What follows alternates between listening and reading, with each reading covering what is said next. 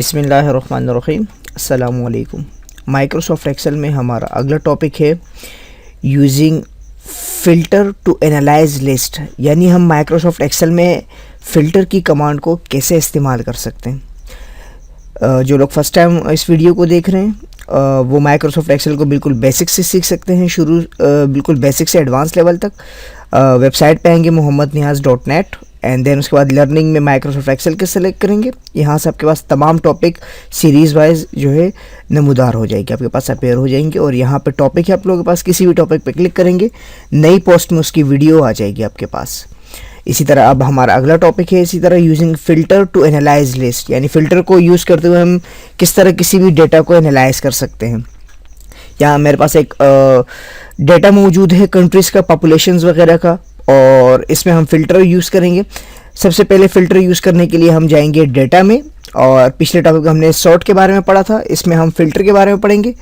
Filter पे जैसे ही हम क्लिक करेंगे, क्लिक करने से पहले याद रखिएगा कि उस डेटा में मौजूद जिस डेटा को आपने फ़िल्टर करना है, हमारा सेल पॉइंटर वहाँ पे मौजूद होना चाहिए। ये नहीं कि मतलब कि इस डेटा के बाहर कहीं क्लिक हो, बल्कि वहाँ हो जहाँ डेटा हमें फ़िल्टर करवाना हो। तो यहाँ किसी भी सेल पे आके हम क्लिक करेंगे एंड देन उसके बाद फ़िल्टर पे मैं जैसे यहाँ से क्लिक करूँगा, अब देखिए यहाँ पे एक एरो हेड जो है यहाँ पे नमूदार हुआ है, एक छोटा सा आपको यहाँ नज़र आ रहा होंगे हर एक कॉलम के साथ। अब इस कॉलम में मौजूद हम लोग डेटा को देखते हैं। जैसे मैं इस पर क्लिक करता हूँ, सबसे पहले मेरे पास आ रहा है कि सॉर्ट स्मॉलेस्ट टू लार्जेस्ट, यानी सबसे कम वैल्यू से लेकर लार्ज वैल्यू तक, यानी 0 से 9 तक। अगर जिनको ये सॉर्ट का टॉपिक समझ में नहीं आ रहा हो, वो पिछली वीडियो में मेरी सॉर्ट को टॉपिक को मैंने क्लियर डिफाइन किया हुआ था कि सॉर्ट क्या होता है और उसको हम कैसे यूज़ कर सकते हैं इस टॉपिक में, सॉर्टिंग लिस्ट में के टॉपिक में।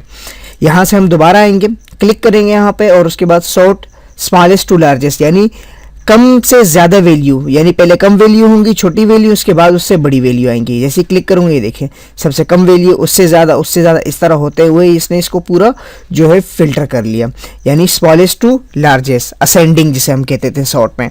और डिसेंडिंग देखें हमारे पास, यानी सबसे पहले बड़ी वैल्यू शो करेगा, फिर हमारे पास छोटी वैल्यू शो करेगा। मैं जैसे इस पर क्लिक करता हूँ, ये देखें सबसे ज़्यादा पॉपुलेशन जो चाइना की हमारे पास शो कर रहा है, उसके बाद इंडिया, यूनाइटेड स्टेट, इस तरह होते हुए ये तमाम बड़ी से छोटी वैल्यू की तरफ जा रही है, डिसेंडिंग जिसे कहते हैं। वापस इसको सेलेक्ट कर लेते हैं, और उसके बाद हमारे पास जो है सॉर्ट बाय कलर के टॉपिक को हम लोगों ने पिछले उसमें पढ़ा था, सॉर्टिंग के टॉपिक में। यहाँ से आप इसको भी कलर बाय कर सकते हैं। एंड उसके बाद जो है नंबर फिल्टर से पहले मैं आपको ये बता दूं, सेलेक्ट ऑल से मुराद ये कि जितने भी हमारे पास ये रोज़ में डेटा मौजूद है वो तमाम इसमें शो करा है। अगर मैं चाहूँ तो इनमें से सेलेक्ट ऑल हटा के अपनी मर्जी से किसी भी को सेलेक्ट कर सकता हूँ। जैसे मुझे पाकिस्तान बिलफर सेलेक्ट करना है तो कंट्री में आ जाता हूँ और यहाँ सेलेक्ट ऑल हटा देता हूँ और सर्च में लिख देता हूँ पाकिस्तान। जैसे मैं यहाँ से पाकिस्तान PA लिखता हूँ तो PA से मुतालिक जितने भी अल्फाज होंगे वो आ जाएंगे। यहाँ पे सेलेक्ट ऑल से हटा के मैं सिर्फ पाकिस्तान पे क्लिक करता हूँ, देन ओके करता हूँ। अब देखिए हमारे पास सिर्फ और सिर्फ पाकिस्तान का डेटा जो है यहाँ पे नमूदार हो गया। इसी तरह दोबारा आता हूँ और क्लियर फिल्टर फ्रॉम कंट्री। अब यहाँ से मैंने वापस अपने फ़िल्टर को हटा दिया जो हमने लास्ट टाइम लगाया था। टेक्स्ट फिल्टर, अब यहाँ हमारे पास ऑप्शन है कि हम इसमें इक्वल है, डू नॉट इक्वल वगैरह, ये क्या चीज़ें हैं। सबसे पहले मैं आता हूँ text filter, equal pay click करता हूँ। अब मैं चाहता हूँ कि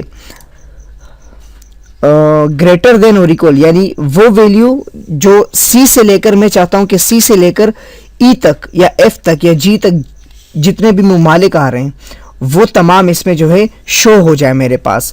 यानी C से लेकर, और मैं यहाँ कर देता हूँ कि इस ग्रेटर देन, और यहाँ से पे कर देता हूँ लेस देन और इक्वल। मैं चाहता हूँ कि C से लेकर E तक जितनी भी कंट्रीज़ आ रही हैं वो तमाम मेरे पास नमूदार हो जाए। यहाँ मैंने किया ग्रेटर देन और इक्वल टू, यानी ज़्यादा हो या बराबर हो C के, यानी C हो या C से ज़्यादा हो।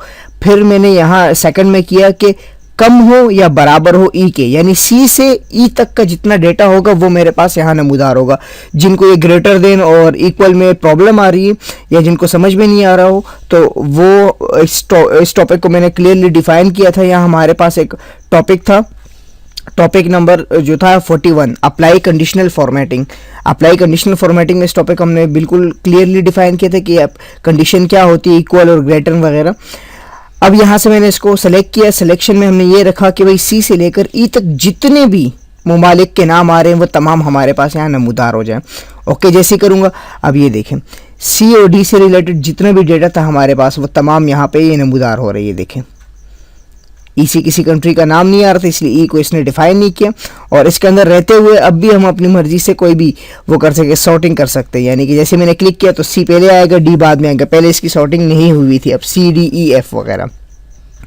इस तरह हम माइक्रोसॉफ्ट एक्सेल में फिल्टर, किसी भी डेटा को फिल्टर कर सकते हैं, यानी अपनी मर्जी से किसी भी डेटा को वो कर सकते हैं, वो डेटा जो लार्ज पैमाने पे हम लोगों ने टाइप वगैरह किया। वो मिलते हैं नेक्स्ट ट्यूटोरियल में। अल्लाह नेगेबान।